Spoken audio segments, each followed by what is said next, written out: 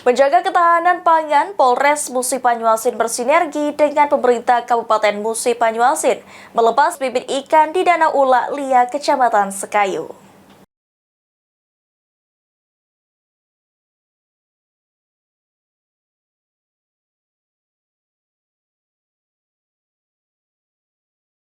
Polres dan Forkopimda Musi Banyuasin melepas bibit ikan yang terdiri dari ikan paung dan ikan jelawat ditebar di Danau Ulak Lia, Kecamatan Sekayu.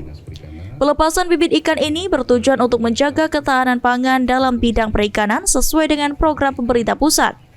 Sinergi antara pemerintah dan kepolisian dalam program ini tidak hanya bertujuan untuk menambah ketahanan pangan berbasis perikanan, tetapi juga sebagai bentuk nyata pelestarian lingkungan, agar habitat ikan yang ada di Danau Ulak Lia bisa terus terjaga dan lestari. Diharapkan program tabur bibit ikan ini akan menjadikan masyarakat semakin sadar akan pentingnya menjaga sumber daya perikanan demi keberlangsungan hidup yang lebih baik di masa depan. Ruzi Iskandar, PAL TV.